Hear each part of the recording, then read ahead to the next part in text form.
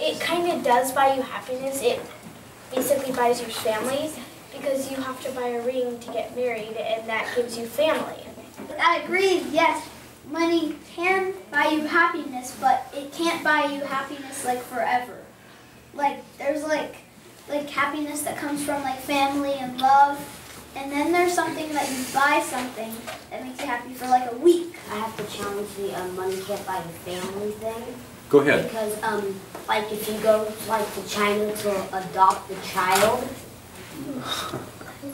Wow. I'm Paul Bowden, and I'm an adjunct instructor in the philosophy department.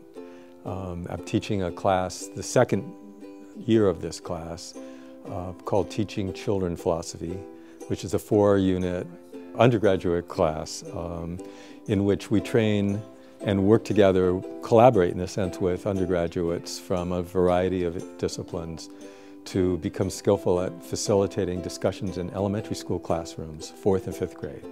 Using 4th and 5th graders to begin these philosophical talks, circles, makes sense because they're thinking about things like the deeper thinking, critical thinking is really important at these grades. I was afraid it was just going to be, you know, crickets in the background, and much to my surprise and joy, it was not. They ran with it. If you buy something and that makes you happy, that happiness won't last forever.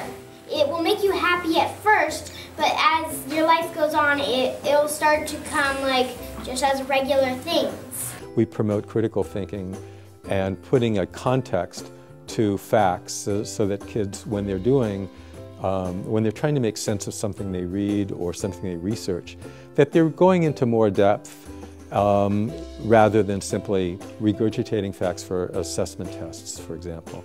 Encouraging all of those thinking processes helps young kids across the board. Mostly what I got out of it was seeing the kids have this opportunity and having the students recognize this ability in themselves, being, you know, in a position to be in college and tackling tough issues, and you know that's so invaluable. You can't put a price tag on what that does to a child's self-confidence. We study the art of teaching. How do you make sense of an opinion, back it up with personal experience, which is very hard for kids to do sometimes, and then revise your position based on new evidence that you've received from a peer in a circle discussion. This changed my perspective because of this. So kind of how she explained it, like greedy happy, like money free happy, yeah, and then just happy about it. Yeah. Like waking up in the morning and just happy that you're alive still. The students themselves see each other differently. That's one of the coolest pieces, is like maybe kids who struggle with some of the core subjects, with reading or with math, and they come down here in the circle and they have these profound life things, you know, like wow kind of comments, and it's so good for them and for their peers to see them in that different light. Okay, go ahead. I truly think that the money can be a part of what makes you happy, but money doesn't make you, it's not like your happiness. It's the thing you want or you are doing that makes you happy. So I think money isn't the stem of your happiness. It's a part, like maybe a leaf, but I mean, it's not the stem.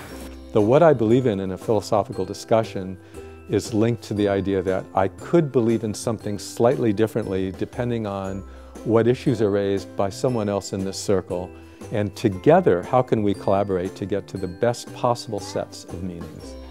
I'm hoping that kids can take that style of discourse away with them as they grow older and hang on to it a little bit, because they're going to be hit with agendas that are simplified versions of the quote truth. And in fact, there is no simple version of the truth when it comes to the big questions of life.